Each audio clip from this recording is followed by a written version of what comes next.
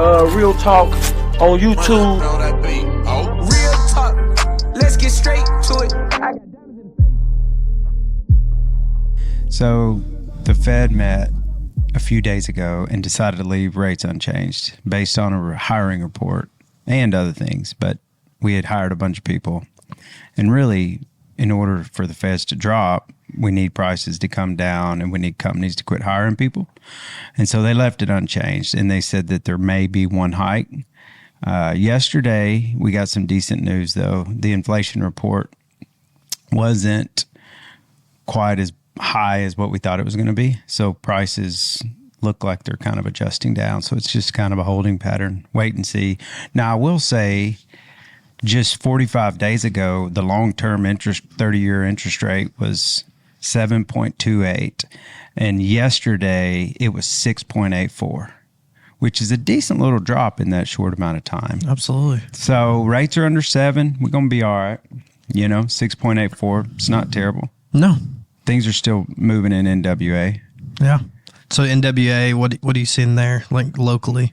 So movement, slower? Yeah, there's little pockets. NWA can't be viewed as just one.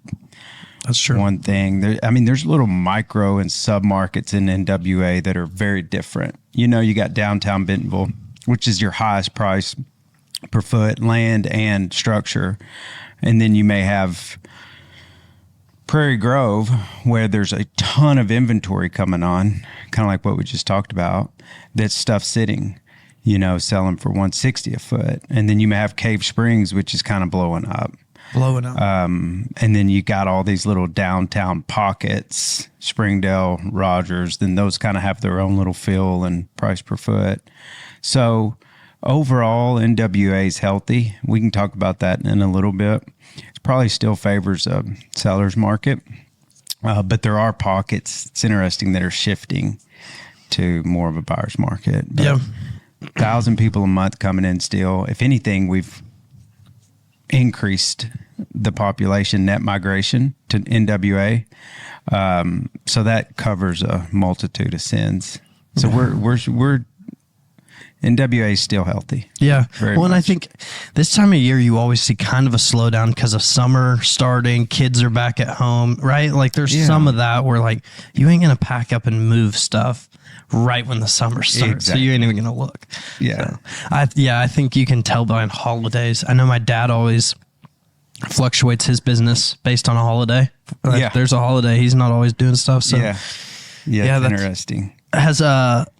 So obviously, the last time we were on the pod, we released a clip of Bella Vista. Did pretty well. What do you think we're going to see? I kind of wanted that to stop. I've had like 10 people text me and be like, I saw you on a podcast. I was like, what? I know. Just randomness. I know. I don't love that, honestly. But whatever. Yeah. It's fine. It was funny how many comments said, please don't tell our secret spot. Mm-hmm. Like everyone in Northwest Arkansas kind of wants to keep it a little bit of a secret. They don't want us blowing it up on the podcast either. That's a good thing. No, I agree.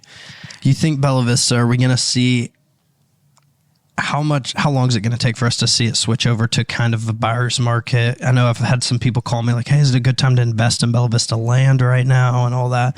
What do you think? There were so many lots platted up there with Cooper Communities back in the 80s and 90s. Just so many. And it was just, everybody thought, well, these won't ever get saturated. These won't ever, there's always going to be lots up here. And at one point, you could buy a lot for $500. And honestly, it wasn't that long ago. You could buy a Bella Vista lot for $500 15 years ago that today are going for 35, 40, even 50. Would it be a smart investment? Someone younger like me find a lot in Bella Vista. Yeah, but you got to know what you're doing. Yeah, because you got to make sure you can build. The city is really ticky on granting permits, and there's a lot of nuances that you really have to understand. But it would not be a bad investment to go up there. It's really the only place still, and it's changing rapidly, that you can get in a lot for under 75,000 or even 100,000. I saw some the other day for like $5,000. I don't know if you can build on them. Probably not. It's a membership lot, probably. What's that make? Like, what do you do with you that? get access to all the amenities up there because Bella Vista is a POA, so you can. That's smart. Use the golf courses. Yeah. All that. Yeah. Dang, that's kind of smart too. Yeah. It's like your annual membership fee. You got to pay membership fees though, every year on it to keep all the stuff going. Interesting. So that's why they sell. I was wondering why sell a lot that you can't do anything with. Yeah, I know. It's kind of wild.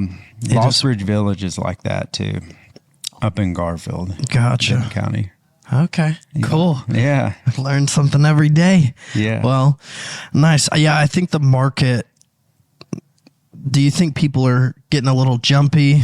Is it pretty normal right now? Like, where do you feel like people's heads are at in the market? Like, what do you think if you had to predict, which I know real estate, I think a lot of buyers are still just kind of on the sidelines. And so they're just kind of going, let's watch and see what these rates do. And a lot of them are still in a 3%, 3.5%. Where's inventory at right now? We're going to talk about that with Dom. Okay, he's got all those numbers and stuff. Yeah, because I don't think it's crazy to me. NWA inventory is wild. Yeah. That is one of the Dom craziest things. has a bunch of numbers on that, so we'll talk about that with him. That's perfect. We got some cool guests coming on. Yeah. That'll be sick. Should we just get into it? Let's do it. Let's get Jay over here. So hold on. Where are you from? Fayetteville. Straight born and raised? Born and raised. How old are you? 30. Have you always loved the color pink? I'm bringing more color into my closet lately. Really? Because you're always wearing black, Yes, right? I always wear black. Trying to bring in more I color. always tell her whenever I see her at the offices, I'm like, damn, I'm like, you look rich. You know, I'm like, you look rich. She dresses You gotta nice. dress the part. Yeah, no, you dress nice. Oh, that's good. So tell us a little bit about, you grew up in Fayetteville, and then tell us a little bit about kind of, your career and kind of how you got into real estate. Honestly, I kind of surrounded myself with the construction industry, investments, and, people that dabble in, the real estate world. So I surrounded myself with real estate agents and kind of clicked with a couple about 6-7 years ago. And have you been doing it that long? 6 years. Yeah. So you were just hanging out with them, and you were kind of like, they're not that great. No, I could do it. So better. I could do it. That's always. Yeah. When I bought my first house, though, I was 22. So I was like, you know what? Were you really? Yeah, I was 22. Mm-hmm. Is that how old you were? I was 23. Dude, that's weird. I bought mine at 22. Yeah. This is my first job. I could do this, and I could do it better. That's funny because whenever I interview people, like the good ones always say that. Like I used an agent to buy my house and they were great, whatever, but I just thought I can do this so much better. Mm-hmm. And all the good ones do it for that reason. I think anytime you get into a business, you can't get into a business to chase money. No. You get into a business because you can create change and value in that business. And that's exactly what you did. You're not making money quick. Oh, right. I know. Yeah. Well, now you do great. Now you make money. Right. Congratulations. Thanks. And you help you make me money. I do. That's what I'm here for. It's a partnership. That's what I always look at this young man. Come on, get over here. Now, I want you to meet Spencer. Spencer, how's it going? Yeah. I'm Thomas. Nice to meet you. Thomas, and this is Jordan. Hi, nice to meet you. Nice to meet you too. Thomas, I'm glad you came. Get over here where we can see you. So Thomas works at the Three Crazy Berries. Can you see Thomas? Can you see him in your videos? So he works at Three Crazy Berries. Okay. And this kid has the best customer service of anybody that you'll ever meet. Just positive, talks about what's going on with his life and your life. Well, then he asked me one time, look at him. Can you see him? He asked me one time, he was like, how old do you think I am? And I was like, 16. I mean, look, tell him how old you are. I'm 20 now. I was 19 at the time. Yeah. Yeah. Yeah. So he's got that young baby face look. For sure. So how'd you get the job at Three Crazy Berries? Pretty much, I grew up with Dalton, the owner, his little brother named Race. I grew up in the same neighborhood. Okay. And so, we were just running around as little kids, and Dalton would see me all the time. And before Three Crazy Berries, I was working at Eat My Catfish. Oh yeah. Place. I don't know why I worked there, but Did you work in the kitchen? at the end I did. At the start, I was like out front, but then eventually, like, I knew how to do the kitchen stuff. Bro, that's a bad sign. If you go from out front back to the kitchen, Yeah, because normally you go from the kitchen out front. yeah, but I was good at the front, and then they taught me how to do the kitchen, and then That's what they told you. That's a demotion, bro. I break that to you. So here's the deal. He's also a boxer. Let me ask you this. What's the craziest thing you've ever seen at 3CB? Like kids like getting all up in the Oreos and stuff. One time a kid had reached into the boba with his hand, Yeah. like put it on there, and then he he also like touched the spoon, and then he put it back in. And then there's another kid who like ate with the spoon and then put it back in. So I had to like throw out Straight out of the thing, Yeah, I those was like- big spoons. Yeah, I had to like throw it out. How old was the kid?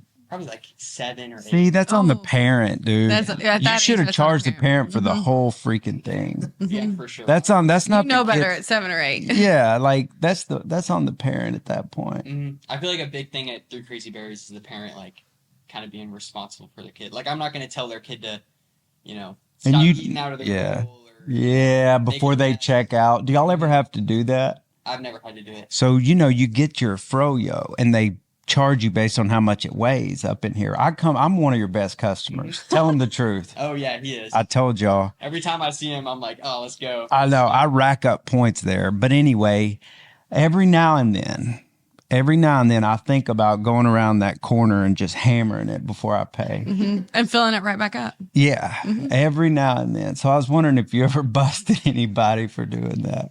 I haven't busted anybody, but there's a group of kids that'll come in and they'll say, like, this is their language. They'll say, can I have a free sample cup? And they'll get the little sample cup and they'll fill it like 8 times. And so the owners told me to watch out for them. They've only come in on me once. Yeah. The next time they come in to do that, I'm going to make them do push-ups for like, I'll say like, if you do 10 push-ups, I'll give you $5 or like 25, Yeah. So that's kind of something I've been scheming in my head, but I've never had to say like, stop. Like it's never really been. How old are they? Probably about 14, 15. Ooh, it's a little froyo gang. Yeah. Couple little bad boys in the day. They probably, wow, that's a froyo gang, dude. Yeah. That's what you call that. They all roll up on their bikes. They probably live in the neighborhood like right behind me. Yeah. I mean, that is a deep rolling frozen yogurt gang. Here's the deal. The initiation on that is going to put your ass out of business. That froyo gang to get initiated, can you imagine how much ice cream they're going to eat? For sure. Well, the owner just says like, no, like get out of here. But I think they kind of like, peep in the window, see if he's there. Dang.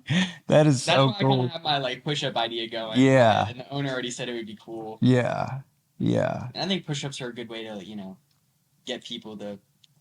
I don't know. I like big discipline. push-up guy. Yeah. So have you fought in a real match? Not yet, but we do sparring every Friday. So today I did some sparring. Really? Yeah. Today I was against this like 6-foot guy. He's kind of tricky. It was a lot of fun. How'd it go?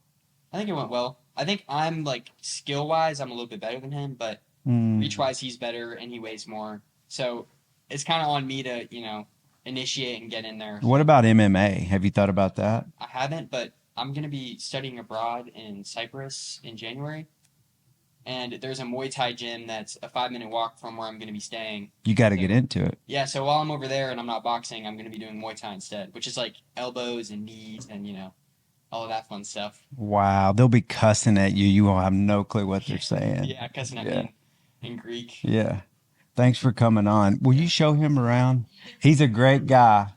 Thomas, what's your last name? Chambers. Thomas Chambers. Good hair, too. You can get a fraternity with that hair. Thank you. All right. What were we talking about here? Also, you remember that whole debacle of where my coffee was? Yeah, that was your debacle. Oh, Oh, my bad, dog.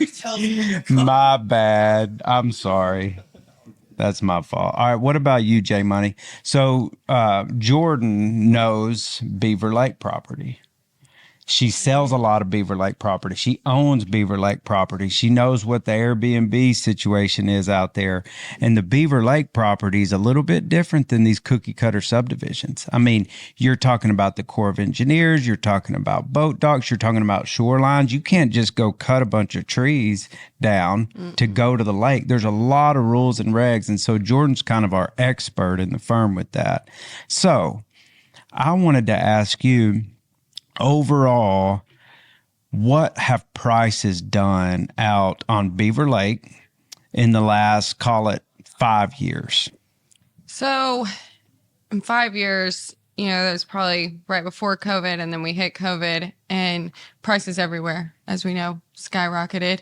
And still till this day with Beaver Lake property, because it's so far and few between to find that perfect gym, whether you have a boat dock or a community slip or your lakefront, those are harder to find. So your price with that over the last 5 years really has pretty much doubled. Yeah, almost. really. So especially with boat docks and boat slips, a 2-slip private dock with a swim deck, you're at about $250,000. So for the permit?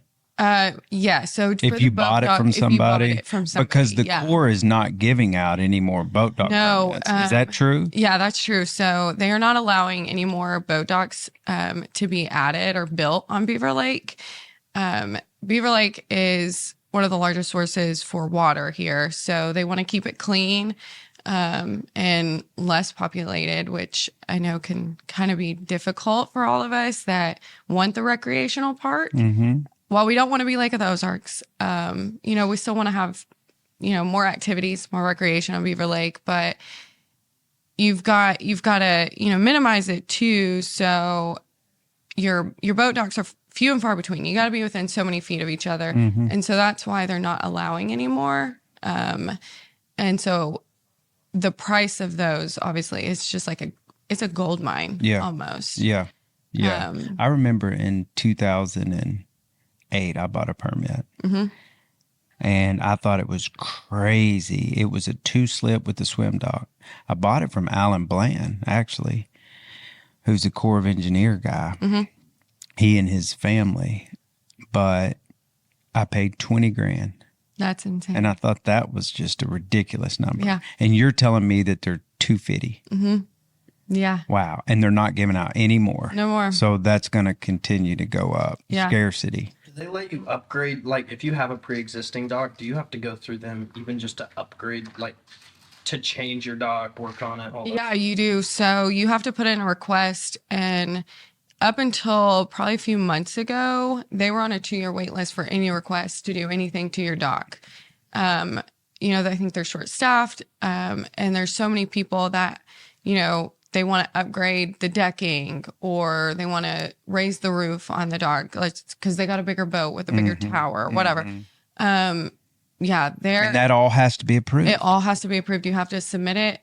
Even the minor details of a dock. Yeah. So the only thing you don't, I think the few things you don't have to submit to add on or to kind of upgrade is a locker. You can add a locker, but that's really it. I know. Wow. Big deal. Yeah. Cause that's not really, that's not adding value. Yeah. But yeah, so even if you want to add 2 feet to the back of it, because your boat can't hang out more than 2 feet off the back. Oh, So really? Is that right? Yeah. If you've got, 20-foot-9 surf boat and you got a 24-foot slip, that ain't going to work. What are the rules on the core line? Because my understanding is you buy a piece of property and it's lakefront, but technically you don't own all the way to the lake itself. Yeah. So you don't, and every property is different of how much shoreline you have or what the Corps owns. And they're doing a lot of shoreline management right now. And there's been a lot of upset people because the Corps is coming in and taking back part of their land because the water levels and because they've been lower. yeah, because they've been lower, and so they're trying to take back some of that land. Interesting. And, I don't think they're really buying it back either.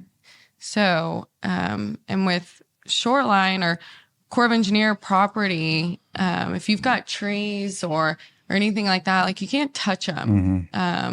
You also have to put in a request, submit a request for that. Like if you need to take down a tree that's hanging over your property or that's hazardous, you got to submit a request. That's wild. Yeah. Now, I will say though, there's always a balance, and I love going out on Beaver Lake and not just seeing boat docks everywhere. There it is. Houses right up on the shore like that lake in Hot Springs. Yeah. And it really is beautiful. It is just beautiful. Yeah. And so there's a balance. It's like Me and some friends went to Lake of the Ozarks, and there's so many docks and slips. Which can be dangerous too. it sure can. I mean, and like you said, that's our drinking water. Yeah, it For is. NWA. Yeah. I think one out of 7 people, that's our drinking water. In So Arkansas. last question. What do you think prices are going to do for lake property? And then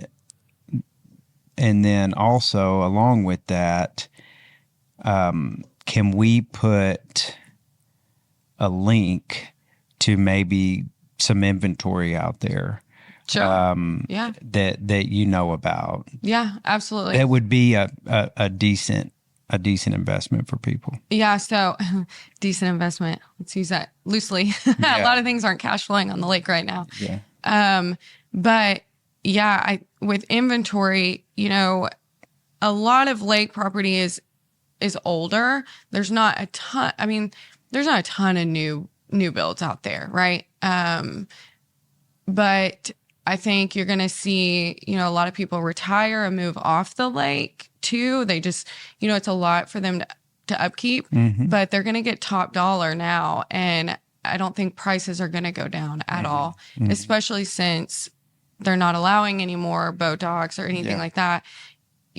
I think it's still going to say top dollar. You're not really you're not going to come down at all. That's kind of what I thought. Yeah. Yeah. I mean, I have a website too that directly links to Beaver Lake property. But also pick us out of the top. Well, pick us out the top 5 or 7 good buys out there on Beaver on Beaver Lake right now that's active. Yeah. Well, I've got one with a 2-slip private dock in Garfield. That's a short, easy walk. And you got a dock? Yeah. How long do you have? How dock. have you had it listed? 21 days. 21 days. But I will say, there's different parts of the lake that are going to go quicker than others. So up north, as far as like Garfield, Eureka, those are going to sit a little longer than your Gray Creek, Garfield's Rock not Branch. that far. Your average day on market around the lake, do you know? I don't. And those numbers can kind of be skewed on the MLS. Just because Lakeview versus Lakefront is totally different. And, some people we're not accurately putting in all that information. But a roundabout guess, I think 30 to 45 days is a good average if you have it priced correctly. Some people make that mistake of, I've got lake property with a dock. We're just going to list it outrageous. And you can't do that. Well, you need to get an expert when you're listing lake you do. property. Lake You don't property's just, very hard. because there's so many variables. You thinking about gravel road versus paved road. Yeah. A lot of times you're thinking about core line management. You're thinking about boat dock. You're thinking about access issues sometimes getting down to the easements is a big thing on Beaver Lake too. no. So you really do need to get you a professional. You do. Lake or you'll get property in trouble. is not your average. Exactly. There's a lot of variables. residential house. And if you're looking to price lake property, you have to consider all those variables. It's different than the do. cookie cutter. Let's get Dom on here to start talking about Jay. Okay. Thank you. Keep being an expert, and we'll see you next time. Okay. Come on up here, buddy. Do you know Dom Spence? Yeah. Have y'all talked before? Plenty of times. Quite a few times. Have a seat, man. How's it going? Good, buddy. How are you? Yeah, terrific. Yeah. Yeah, Excellent. good. Oh, So y'all have no idea. This is a man of mystery here. He's a Renaissance man. I don't know if Okay. that's good or bad. No, it's good. I went back into the internet vault and found a bunch of stuff. Can we get that on the podcast, Vince? Okay, good. Yeah, we got some pretty good pictures of him whenever he was the amateur tennis Rather player. embarrassing. And now, what were you at one point as an amateur tennis player as far as ranking?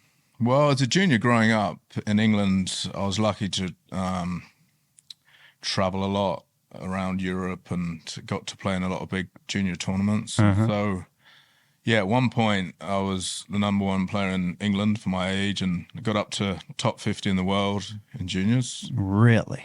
Yeah, so it's quite cool because you get, along with that, you get, to see quite a bit of the world. You get to travel with the English team and stuff like that. So it's a pretty neat. So when overall did you experience. know that you were gifted? At what age? Whereas was it kind of like coaches were telling you like, hey man, you may have a future in this thing. You know what? It's funny. I showed up at my first little tennis tournament when I was 9. I grew up, actually, it's kind of a funny thing. I was given an old beat up tennis racket by my aunt, and I used to just hit up against the wall back and forth, back and forth. I just did it old school. And one day someone put me out on the tennis court. They said, you know what, you need to enter a tournament of some kind. And I did that. I went into this tournament and I did really well. And someone was there, saw me. It was a coach, even at that age, I was about 9. And they're like, hey, we need to get you some proper lessons so you can get some structure and technique in your game. And I went from being, the local good player in the town to suddenly the county, which is like the state, wanted me to play for their team. And then the region in England, the southeast region, called me up and said, hey, we want us to join your team. And then, a year and a half goes by, and then the national team, I get a call from the National Academy in England. Mm-hmm. And they're like, we want you to join the England squad. So then that's big. Yeah. And then it's like, okay, you're on the team, and then you're traveling. Hey, we're going to Holland in a few weeks, and we're going to do this circuit here, and all over. You kind of have to grow up quick, I would think, being that young and traveling and kind of seeing the world. I mean, right. I would think that you would mature faster than a lot of your peers. I did. I got to see a lot very early. Yeah. And it's the beauty of living in Europe too. It's easy to get from one country to the other. The train stations are amazing. But I mean, another thing I had to grow up quickly because I went to boarding school at 12. Mm-hmm. And the school I went to was, because I was a decent tennis player then, it was a tennis school. We had like 41 tennis courts, grass, clay, hard courts, indoor. It's incredible. Did you get a scholarship? You know what? I did get a scholarship to the school. And then basically after that, after doing my junior career, I actually left school at 16 to do 2 years full time. I see. In either to go pro or at least go to university on tennis scholarship. Mm-hmm. So I did that. Yeah, I did that for 2 years. So isn't that cool? Well, that's the thing. So going to a different state here, the scenery doesn't change a whole lot. It does if you go a little bit further. Whereas, in Europe, obviously, you're going to a whole different language, a whole different culture. It's in England alone. You can tell someone where they're from just from their accent alone. So, for example, the accents change within 20 to 30 miles, which is crazy. It's really, England itself is quite, diverse. It's here it's a bit more, it's similar. Oklahoma, Missouri, Arkansas. Yeah. It's fairly similar. Yeah. The towns. Yeah. Ours is more regional, like the South. That's right. South. You can tell an accent or an area is a little bit different, obviously, up north to, New England versus California versus, Yeah, interesting. Never thought about that. Yeah. So that's really cool. So you did that, and then you came over here to the U.S. to play collegiately. That's right. Correct? So I played collegiately. Did that for 4 years, and then, and I did some pro tennis too. I played full time. It was tough though. You need a lot of money to go. Once you go into the pro tennis world, you need a sponsor. So I tried to get some sponsors and stuff, and it was difficult to get a sponsor because it's expensive to travel. Because you got to start off in the minor leagues of tennis. You got to travel to India and Taiwan and all these places. And it's super expensive. Those individual sports, it's like you got to figure out how to get there. Yeah, You get together with the other players. You'll be 4 of you driving in a car or trying to get somewhere, trying to figure out how to get a plane flight, and then you're sleeping in a tent or the back of the car. Yeah. And, the pressure to win one match so you get some money, it's just a tough life. Yeah. Yeah. I Really bet. tough life. So you're super long. What is the best part of your game? Was it your serve? Yeah, probably, as a kid it wasn't. I was sort of more of a steady sort of player, but then I grew really fast. I grew like 8 inches in about 3 months, started having neck pain, back trouble, just grew so quickly. And then I was, got up to 6'2". So all of a sudden my game changed and I had to adapt to that. Mm-hmm. So my serve was then a massive weapon. Yeah. I would serve about 140 to 145 miles an hour, which at the time was really fast. Now you're in the 150s, the top players. But does anybody get to 160? Can anybody? You see a couple. Who are they? Like Djokovic? No. What about Nadal or Federer? No, some of those guys. None of those guys can. No, they're in the 130s. Really? And you were pushing 145? Yeah, 150. They just had a lot of better parts of the game than I did. Yeah, just complete. It's like the guy for the golf. Their short game isn't good or whatever. Yeah, those guys can do that long range driving golf, but they can't. Putt for toffees. Yeah. Right, exactly. Question for you. Yeah. Last silly question. We'll get into real estate. But, Okay. do you like American football? You know what? It took me a long time. First of all, I didn't bother because I had my own sports. So when I first came here, I still kept up with my English Premier League, soccer and cricket and rugby. I kept up with that. But then as you live here, you want to be able to talk to your co-workers about, did you see the game last night and stuff like that? And then I started to try to understand it. And it took a very long time to understand the rules. But now I love it. I love college football, especially. And I went to my first NFL game last year at Dallas Cowboys, and that was an experience. It was just a show. It's pure entertainment. Yeah. Those NFL games are just like a concert. They're wild. Yeah. And what I didn't realize when I went to it was, they'd have the play, and then you're sort of waiting for 5 minutes until the next play. Whereas on TV, it's covered with commercials and stuff. And so you don't really feel the gap as much. So that was interesting. But no, I love it. I love college football. I love the passion with the fans. Yeah. And Bo Limmer was your intern. That's right. Yeah. So he went pro, and he was over here. Bo worked for me as an intern for about 6 months. So he got into it by default. We would text during the games, how he did and just how bad we sucked and stuff like that. So then Dom was the tennis pro at Pinnacle. And so he's in Northwest Arkansas. He's meeting people.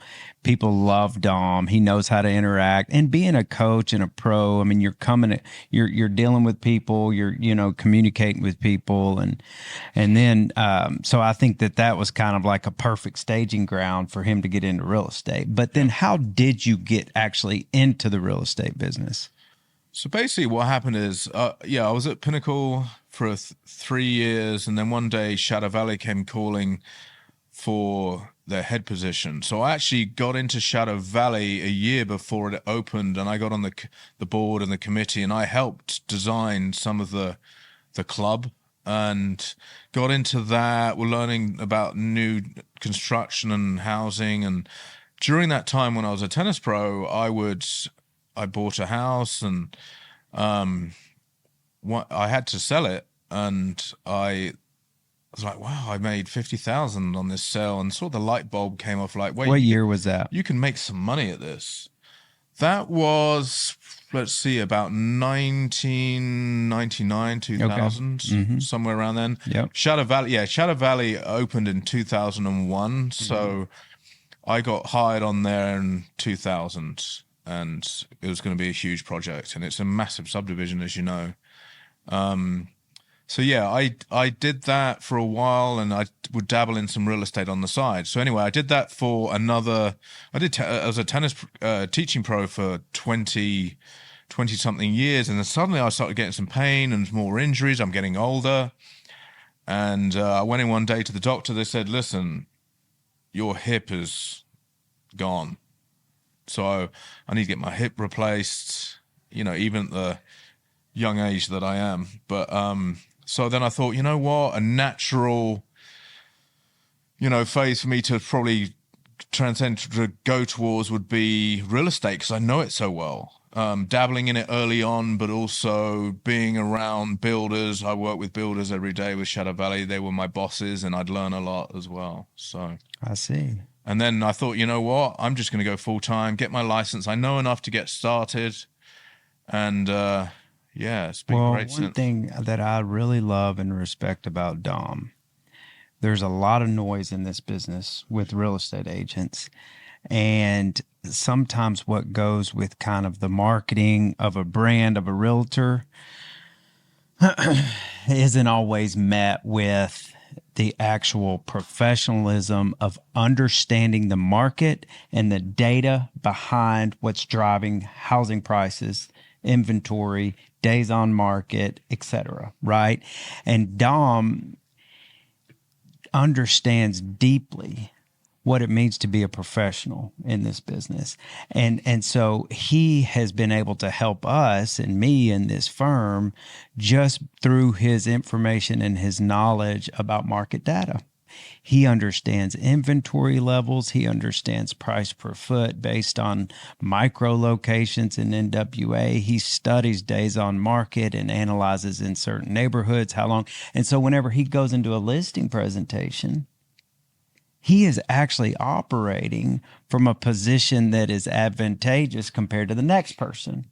And so he can tell them what to price it for, what to expect, etc., by understanding the market data. So I wanted to have him on here today just to ask him a few basic, very high level, we don't have to get too granular, information, questions about where are we right now with this market?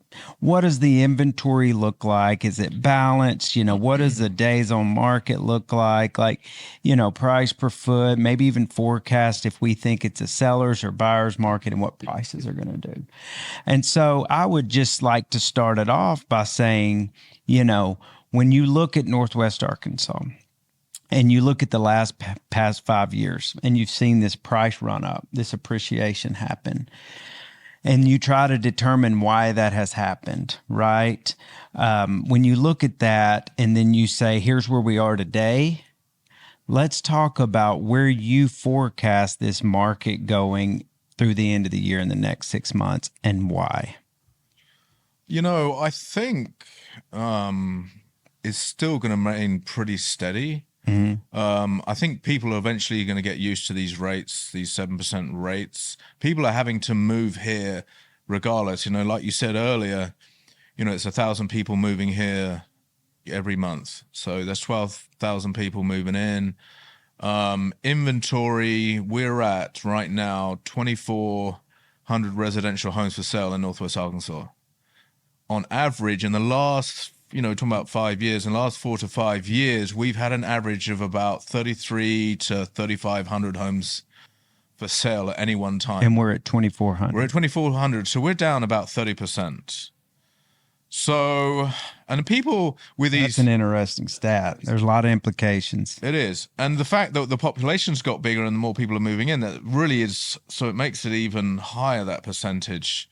Because really we should be higher than that with all these people coming in. So it's just interesting. So for example, I look at a lot of the Census Bureau. I keep up with the Skyline report just so I can give some knowledge to like you said, at the listing appointments, give them an overall picture of what's going on. So then they know what to expect, days on market. Is this going to be a quick sell? Is it going to be a tough sell? We in 2023 talking about Benton County. So you have Centerton. It's the 6th fastest growing city in the United States in 2023, up 12%. So and Benton County as a whole, So in the United States, there's 3,200 counties in the whole United States, approximately. Benton County, from 2022 to 2023, they're ranked 41st. I mean, out of 3,200 for growth. That is amazing. And I see it, so, back to what you're saying, I see it continue on pretty steadily. Just the fact we still have the people coming in, inventory's low. One interesting fact is the largest home builder in the United States, D.R. Horton, for them to select this area as a next place to come to, I thought was very telling. Mm-hmm. They obviously see some growth in the next few years. Mm-hmm. I talked to their sales manager, and he said right now, in the next few months, they're going to be starting 29 new communities. In Northwest Arkansas. In Northwest Arkansas alone, 29. So they're aggressively hiring sales agents, project managers, supervisors, all kinds. I talked to another supervisor that worked over there, and they said that, their inventory is low. Anything that they've got out of the ground is under contract, basically. Mm-hmm. So it's still very much a seller's market. Yeah, and then, last year, I think it was 30% of home sales was new construction. And they've obviously done all their data. And so I just think it's great for the area. Mm-hmm. That'll help with the inventory too. It's going to bring it up, at least give some options for home buyers. Okay, so very good. Last question, and then we're going to get to Lily. But what is the average price per foot on a new construction house in Northwest Arkansas? It's a great question. So it depends what pocket you're in. All of it obviously is dependent on land and location. So I would say you're looking at probably around $220 a foot, probably, in a decent area. And it all depends on the builder, whether it's a new construction, is it a custom builder, or is it in a subdivision? So in a decent sized 200 home subdivision, you're looking, 210 to 220 a foot, I would say, for a house price in the 400 to 500,000. Then you get the custom builders who come in, 250 up to 300 a foot. I just put under a lot of land, talking about new construction. I've got a builder that's going to build on there. Talking about earlier, you guys were talking about Bentonville. It's a mile off the square, 0.02 of an acre. We got it under contract at 530,000. Okay. For 0.02. Okay. So it's like you said, it's different pockets, different things. Yeah.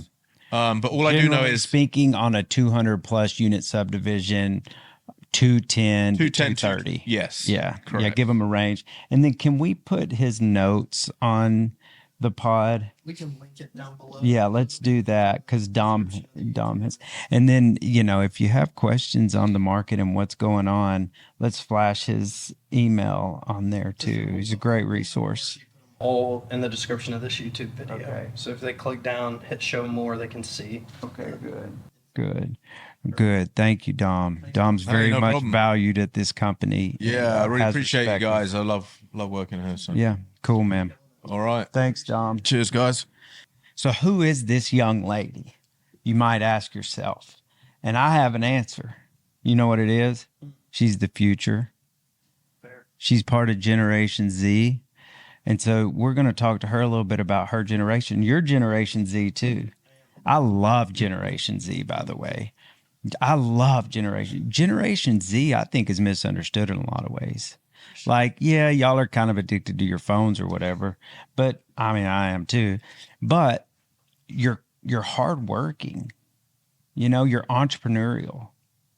You want to kind of have your own pathway and not just work a W-2, work for the man, so to speak, in a corporate cubicle, which I've always identified with that. I'm not a cubicle guy, and this generation isn't either. So today we're going to learn a little bit about how Generation Z thinks when it comes to real estate. But first, let's get to know the future. Okay. Hi. So what is your name? I'm Lily Hatfield. AKA the future. The future. I am the future right here. I am a newer real estate agent. I am 21 years old, learning the ins and outs of everything right now. You came here from Arizona Yeah. about a year and a half ago. My parents actually moved here 3 years ago for mountain biking. Believe it or not. It's like everyone else. Where did they move? Rogers area from Austin, Texas. So Why did they purely- move? I mean, I get the mountain biking thing, but that was it. That was it. Nothing else. My older sister and I were moving out to Arizona. I was going to school, and my sister was going out to do hair out there. And they kind of wanted to get away from Austin for a little bit and just do what they love, which is mountain biking. And great place to be for it. Best place to be for it. Well, so this young lady reached out, and I think I had something going on or whatever. And I was like, I don't know. I don't remember. But we set up a meeting, and it was later. It wasn't like the next day or anything. It was like a little ways down the road. And so I was sitting up in here waiting for her. And guess what? She completely was a no-show. Do you remember that? Yeah, I do. I mean, just straight up. And she's brand new, and she's freaking 20. Yeah. I'm like, who does this girl think she is? Like, what? And so I was just kind of taken back. I'm shocked we got together the second time. I don't even know how that happened, but it did. And you sent me some text that was like, I don't even know. It wasn't even that good of an excuse. I think it was just, I literally mixed up two different times. I had two different meetings going on, and I mixed up the times of which one was which. So I was at a different brokers, parking lot. You were interviewing another broker while you were supposed to be with us? I didn't end up meeting up with them, but yeah. Wow. Yeah, I was sitting in their parking lot, and then I was looking back at my text, and I was like, oh, why am I here 2 hours early? And I was like, oh, because I'm supposed to be with Stuart. So it happened like that. Yeah. It went down. Yeah. But then I realized that she was from Gilbert, Arizona. Oh yeah. And so I've got some connections Gilbert out native. there. And my son goes to Arizona State, and she had just left Arizona State to come here. And so we just kind of hit it off. Yeah. And I liked her energy. She's super smart, with it, just has a good brain. A lot of good street smarts, a lot of good common sense. And she's Gen Z. So tell us a little bit about Gen Z and how they view real estate. Yeah. So I actually went ahead and I interviewed about 80 Gen Z people. I had so many questions that you would always ask me, what does Gen Z feel about real estate? I feel like they love real estate. And I kind of had this feeling. I was like, I'm not too positive that they love real estate. I think they have aspirations, but what I did find out that I was very shocked were my feedback that I got was that Gen Z does love real estate. They're very interested, but what they do have is a lot of doubt with obviously the economy and everything. But they really love the stability of home ownership. They don't lean towards renting for their future purposes. They're doing it right now out of convenience, So they desire to own real estate. For sure. It's just that y'all ain't got no money. Yeah. But you will one day. But we will one day. You will one day. Yeah. And as long as they see real estate as a pathway to wealth. Which they do, for sure. I think everyone, that is a very clear thing, is that Gen Z does see it as a means to financial freedom one day. And so I remember this is a little bit different than the millennials. Yeah. Because when the millennials were y'all's age, they were all saying oh, we're just going to rent forever in downtown areas so we can get our coffee and walk around, and renting's easy and we can move here and there. Well, then once they started having kids, they wanted to own houses. And so if Gen Z already wants to own houses before kids, they're going to push real estate investments and real estate ownership. Y'all are. It's y'all. And so what do you think the reasons are behind that your generation has shifted back? Yeah. So on Gen Z, what else did your poll say about them as far as real estate goes? What, any details? Yeah. Well, a big thing that, and I could pull up the percentages, but basically we can flash it on here. Yeah. Okay. So something that I was so surprised about is across the board, everyone is very interested and they want to be homeowners. They want to invest. But I believe it was only 42% believe that one day they will even be able to own a home. Really? Yeah. So they want to own it, but it's hard for them to see a pathway forward in light of the costs and rates. Right here. This was one of the questions that I asked. I said, do you feel like homeownership is attainable for our generation, especially when comparing our circumstances at this age to those of our parents? And 42% said, yes, I believe home ownership is still attainable, but the path may be different than it was for our parents. 48.7% said, no, it seems like home ownership is much more challenging for us compared to previous generations. And 9.2% said, I'm not sure, but I do acknowledge that the landscape of home ownership has changed since our parents' time. That's a very good question. There's silver lining. And that is that there's some really cool loan programs out there for first-time home buyers. And so I think we have a link to those that Lily has from Stephanie Bavard, yeah. But yeah, no, before I even got into real estate, I kind of thought it was just like one loan. I didn't really realize the difference.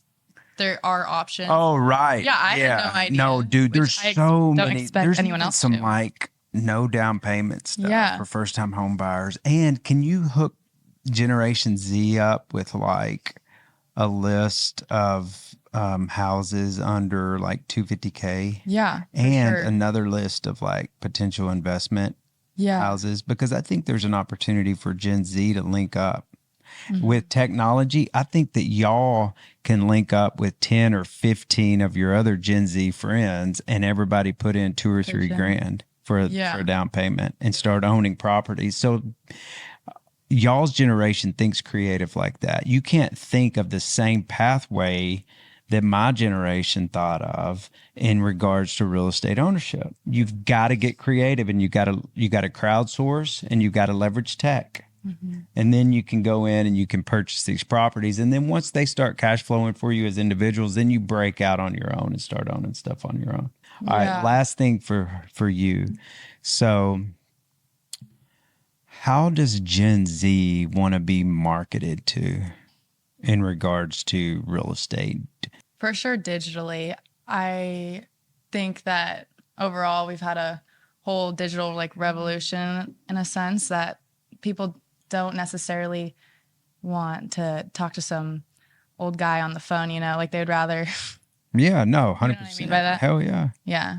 So what are they looking for from like a real estate professional? Are they looking to be educated? Are they looking for listings? Are they looking to be inspired? Are they looking for a certain brand that makes them feel a certain way? Yeah. Talk to me about that. I think education for sure, because when it comes to finding listings, we have Zillow. We all know how to find what we want. Like, not that it takes away the agent, but what they want from the agent now is to be taught how to do these things, because a lot of whether it was their parents didn't teach them or just a lack of education overall, just where to put their money, how to use it, how to even get started. I think that is where the whole fear comes into play, is that no one knows where to start and it's too overwhelming. But I think if we can just like bridge that gap a little bit, educate Gen Z, and just kind of hold their hand along the whole process, that's what they want in an agent. That's really good. Yeah. That's actually a big reason why I got into real estate myself, is that I knew one day I wanted to invest into real estate, but I didn't know how to do it. And I was like, might as well just go learn the whole process behind the scenes. And then I actually ended up liking it. But that's kind of why I got into it. And I think that's just like a big hurdle that everyone needs help with, is just learning and being educated on. I mean, it's the biggest purchase you'll probably make your whole life, you know? Yeah. And, you know, I think for me, that's why I love leaning into people y'all's age, because for me, it's so important to bring fresh ideas, new perspectives, to try to understand the new demographics coming up. Because I think a lot of companies that don't do that are going to be stuck, and in 10 or 15 years, they're going to not be relevant. And so I'm grateful to have y'all to come in, because I think y'all are going to be, I opened it up and introducing her as the future. You know, she can rap, but that's not why I call her future. The whole point is to maintain our relevancy as we age. And so we'll never be disrupted if we do that. So thanks for being a part. And I'm glad that after you stood us up, you came back around. I'm Yeah. So we'll check out that article and we'll publish that, right? In NWA Look. Bet. All right. That was good. That was some real talk. Great job. It was. That was real.